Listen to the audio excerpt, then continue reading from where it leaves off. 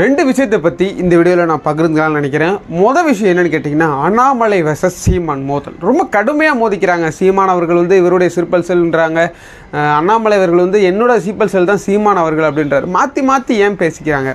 அடுத்தது பார்த்திங்கன்னா, இன்றைக்கு அண்ணாமலை அவர்கள் மோடி அவர்களை விவசாயிகளாக, அதாவது 4 ஜாதிகள் மட்டும்தான் மோடி அவர்கள் பார்க்குறாரு அப்படின்னு சொல்லி மோடியை வந்து இந்த அளவுக்கு ஒரு பெருமையான இதில் வந்து அண்ணாமலை அவர்கள் பேசியிருக்கிறார். அப்படி பேசினா நம்ம சும்மா விட்டுருவோமா மோடியை? நீ ஏன்ப்பா மோடியை தொடர்ந்து எதிர்த்துட்ருக்க அப்படின்னு கேட்டிங்கன்னா, மோடி எதிர்க்கப்பட வேண்டிய ஒரு நபர், மோடி எதிர்க்கக்கூடிய ஒரு நபர், மோடி தமிழ்நாட்டு மக்கள் மட்டுமல்ல ஒட்டுமொத்த இந்தியாவிலிருந்தும் புறம் தள்ளக்கூடிய ஒரு நபர், ஒரு கட்சி பாஜக. அதுக்காக தான் நம்ம தொடர்ந்து வந்து பாஜக இங்கே வந்துடவே கூடாது, மோடி வந்து அடுத்தடுத்து வந்துட்டார் அப்படின்னு இன்னும் நிறைய இழப்புகள் இங்கே சந்திக்க நேரிடும். இன்றைக்கி பேப்பரில் பார்க்குறேன், அதானி வந்து உலக பணக்காரர்கள் பட்டியலில் 10வது இடத்திற்குள்ளே வந்திருக்கிறாராம் இன்றைய செய்தியில். ஆக இப்பேற்பட்ட வேலைகளுக்கு மோடி அவர்கள் வித்துடுவார்.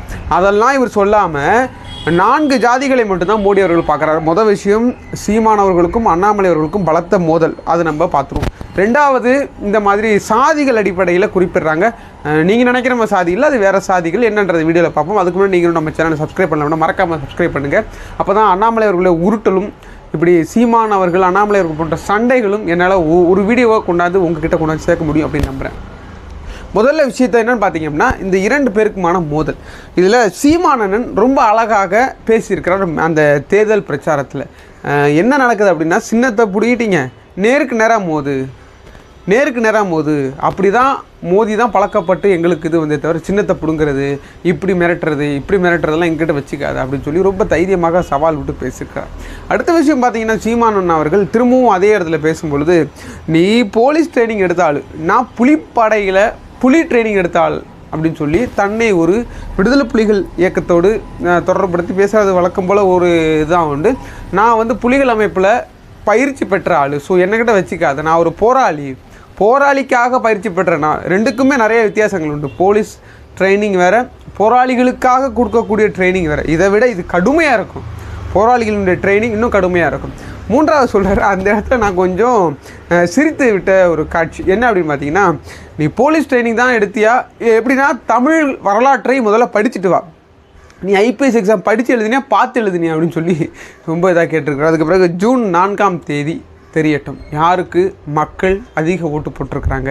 அந்த ஒரு நாளுக்காக தான் நம்ம எல்லாருமே காத்துக்கிட்டு இருக்கோம். சீமானன் மட்டுமல்ல, அண்ணாமலை அவர்கள் மட்டுமல்ல, நம்ம எல்லாருமே அதற்காக தான் காத்துட்ருக்கோம். அதற்கு பதில் சொல்லக்கூடிய அண்ணாமலை அவர்கள் ஒரு நாள் என்னை தம்பியும்பார், ஒரு நாள் வந்து அவன் சொல்லி பேசுவார். இதுதான் சீமானனுக்கு வேறு வேலை இல்லை, நான் அவர் யாரும் கண்டுக்கிறது இல்லை. இப்போ நாங்கள் வந்து நாம் தமிழர் கட்சி கூட சண்டை போட்டுட்ருக்கோம், எங்களுடைய சண்டை எல்லாமே திமுகவோட, நாங்கள் திமுகவை தான். இப்போது அதிமுகவும் டம்ப் பண்ணிட்டாங்க, நாம் தமிழர் கட்சியும் டப் பண்ண பார்க்குறாங்க. நேரடியாக 2ஆம் இடத்திற்கு பாஜக தலைவர் அண்ணாமலை அவர்கள் வந்து திமுகவோடும் போட்டி போடுற மாதிரி இங்கே ஒரு சித்தரிக்கப்பட்டு ஒரு கட்டமைப்பில் போயிட்டுருக்காங்க. நம்மளுடைய கேள்வி என்ன அப்படின்னா, பாஜகவை 2ஆம் இடத்திற்கு தள்ளி விட்டு அதிமுக என்ன வேலை பண்ணிக்கிட்டு இருக்கு களத்தில் அப்படின்ற ஒரு கேள்வி இருக்குது. பிரதானமான ஏன் இங்கே நம்ம வந்து வலுவாக பாஜக எதிர்க்கிறோம், அதிமுக ஏன் எதிர்க்க மாட்டோம் அப்படின்னு பார்த்தீங்கன்னா, 2 சக்திகளும் தமிழ்நாட்டிற்கு ஒரு பாதகம் விளைவிக்கிறாங்க, அது வேறு விஷயம். ஆனால் பாஜகவை போன்று தமிழ்நாட்டிற்கு விளைவிக்கிறாங்களா? இல்லை. இதே இந்த இடத்துக்கு ஏன் 2ஆம் இடத்துக்கு நாம் தமிழர் கட்சி வந்தாண்ணே, சீமான் அவர்கள் வந்தாண்ணே, அவர் வந்து நிறைய விஷயங்களை மக்கள் மத்தியில் பேசுகிறாரு, நிறைய விஷயங்களை இது பண்ணுறாரு. இந்த டைம் ஓட்டு வேறு அதிகமாக உள்ளுன்னு சொல்கிற நேரத்தில் சின்னத்தை பிடிங்கிருக்கிறாங்களே, ஏன் அவர்கள் வரக்கூடாது? இந்த போன்ற பல கேள்விகள் நம்ம மத்தியில் எழும்பிக்கிட்டே இருக்குங்க. அதற்கு எல்லாமே மக்களாகிய நீங்கள் தான் பதில் தரணும். இந்த வரக்கூடிய 19ஆம் தேதி அத்தனை பேருடைய ஓட்டும் செலுத்துங்க. ஏன்னா தொடர்ந்து மோடி அவர்களை ஒரு பிம்பமாக கட்டடிக்கக்கூடிய பாஜகவிற்கு நம்ம பதிலடி கொடுத்தே ஆகணும். மோடி என வீழ்த்தப்பட முடியாத தலைவராக, அப்பேற்பட்ட அம்மையார் இந்திரா காந்தி அவர்களே வீழ்த்தப்பட்டதாக வரலாற்று செய்திகள் உண்டு. தனக்கு ஒரு பிரச்சனை வரும்போது ஆட்சியை கலைச்சிட்டு எமர்ஜென்சின்னு ஒரு இதை கொண்டு வந்து அதில் அவ்வளோ பெரிய இதை மாற்றின ஒரு அம்மையார் இந்திரா காந்தி அவர்களே வீழ்ந்த காட்சிகள் நம்மளால் பார்க்க முடிகிறது. இது என்ன பிரதமர் மோடி இல்லை, கேர்டேக்கர் மோடி. இப்போதைக்கு அவர் காவந்து சர்க்கார் மட்டும்தான், சும்மா காவந்து அவ்வளோதானே தவிர. இன்னொன்று முக்கியமான விஷயத்தை இந்த வீடியோவில் நான் பகிர்ந்துக்கணும்னு நினைக்கிறேன். அமெரிக்கா போன்ற மேற்குலக நாடுகள் மோடி 3வது முறையாக பிரதமராக வருவதற்கு அவர்களுக்கே விருப்பம் இல்லை அப்படின்னு சொல்லி மூத்த பத்திரிகையாளர் திரு மணி அவர்கள் பிரபல தொலைக்காட்சி ஒன்றுக்கு பேட்டி ஒன்று கொடுத்துருக்கிறார். கேட்ட உடனே செய்திகள் ஆடி போனேன். என்னடா எல்லா நாடுகளுக்கும் சுற்றுறாரு, ஊராக போகிறாரு, ஊராக போய் இந்த பிரச்சனைகள்லாம் பேசுகிறாரு. இப்போ என்ன ரீசன் சொல்லப்படுது அப்படின்னா, இவர் ரஷ்யாவினுடைய அதாவது அதிபர் புட்டினோட ரொம்ப இணக்கமாக இருக்கிறார். இந்த இணக்கம் நம்மளுக்கு பிரச்சனையாக அமையும்.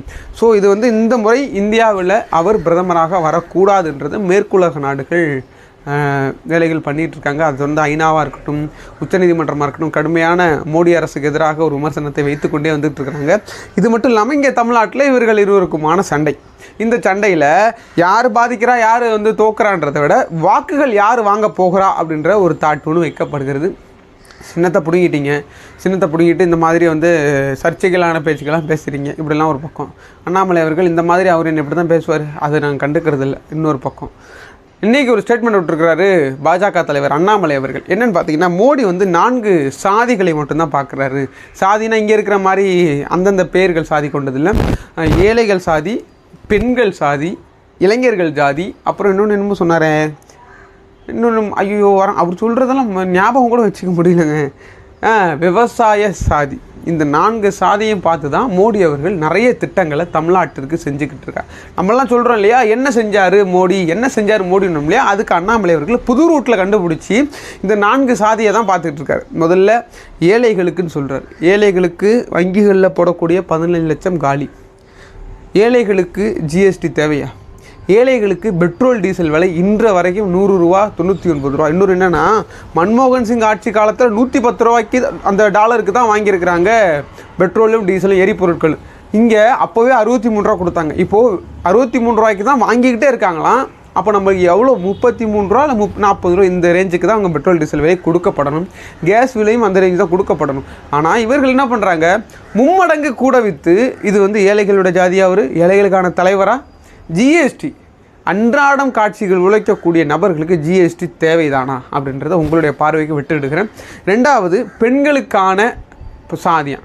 என்ன பெண்களுக்கான சாதி? மணிப்பூரில் பார்த்தோமே, அதுவா?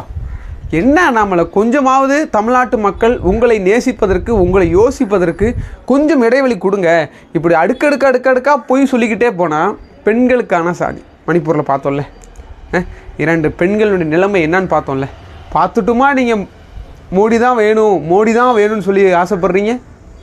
இதெல்லாம் ஷார்ட்ஸில் கட் பண்ணி போட்டால் திட்டுறாங்க. என்னமோ அவங்களுடைய புரிதல் அவ்வளோதான், என்னுடைய புரிதல் அவ்வளோதான்றதை நான் பொறுத்துட்டு போயிடுறேன்.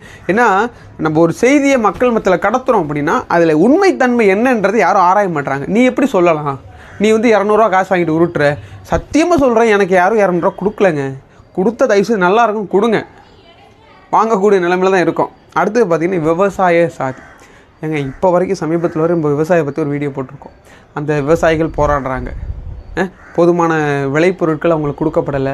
வாங்கக்கூடிய விளைபொருட்களை விட அதிகமாக விளைபொருட்கள் போகுது. இதெல்லாம் வந்து என்ன செய்ய போகிறார் மோடின்றதை விட இன்னும் கேள்விகள் எழுப்பப்படுது. ஆனால் இங்கே இருக்கக்கூடிய அண்ணாமலை அவர்கள் புருடா விட்டுருக்காங்க. இளைஞர்களுக்கான சாதியாக 15 லட்சம் ரூபாய் தாண்டி ஆண்டுக்கு 2 கோடி இளைஞர்களுக்கு வேலை வாய்ப்பு. ஆனால் வேலைவாய்ப்பின்மை வந்து இன்னும் அதிகம். 2 கோடியை விட 3, 4, 5 அந்த கோடி ரேஞ்சில் தமிழ்நாட்டில் மட்டுமே இருக்கிறாங்க வேலை இல்லாமல்.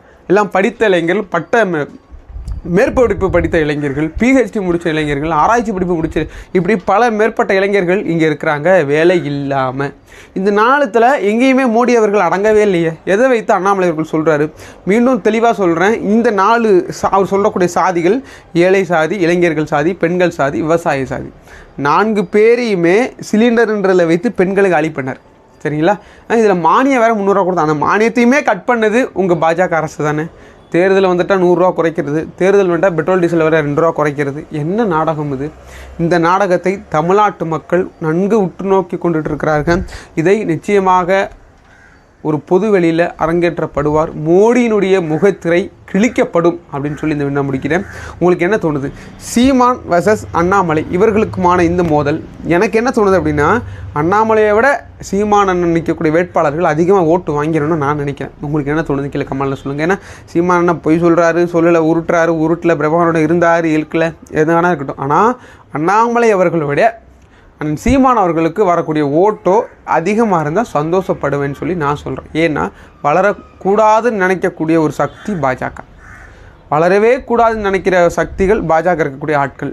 ஆக இவர்களெல்லாம் இங்கே தமிழ்நாட்டில் கால் விட்டுட்டாங்க அப்படின்னா தமிழ்நாட்டினுடைய நிலைமை நம்ம டெய்லி வீடியோவில் சொல்லிக்கிட்டு இருக்கோம். தயவு செய்து நிறைய நபர்களுக்கு ஷேர் பண்ணுங்கள், நிறைய நபர்களுக்கு எடுத்து சொல்லுங்கள் இது போன்ற வீடியோக்களில் நடக்கக்கூடிய விஷயங்களை. அப்போ தான் மற்றவங்களுக்கு போய் சேரும். ஓட்டம் அதுக்காக நீங்கள் திமுகவுக்கு போடு அதிமுகவுக்கு போடு நான் சொல்ல விரும்பலை. உங்களுடைய ஓட்டம் எப்படி இருக்குன்னு நினச்சிட்டு நீங்கள் ஓட்டு செலுத்துங்க.